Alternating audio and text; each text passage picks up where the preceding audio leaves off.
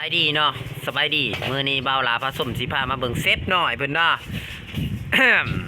เพิ่นเคยเป็นเซฟมาก่อนเพิ่นครัววิธีครัวเขาครัวเขาควรไผครัวก็เป็นพี่น้องต่างแต่ว่าครัวคนละวิธีเนาะเพิ่นเบิ่งว่าถ้าว่าครัวสิใส่อ้อมนี่แม่นครัวแบบพอแต่เหลืองเพิ่นว่าถ้าว่าครัวสิใส่ลาดใส่ก้อยแม่นครัวดำเพิ่นเบิ่งวิธีครัวได้พี่น้อง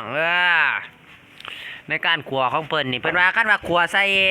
ลาบใส่ก้อยซ้ำนี่มันพอดีเพิ่นว่าอ้อมกบอ้อมเอียนอีหยังนี่พอดีเพิ่นว่าซ้ำนี่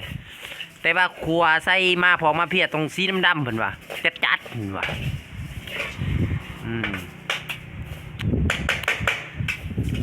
มื้อนี้บ่าวลามาเฮียนขัวเขา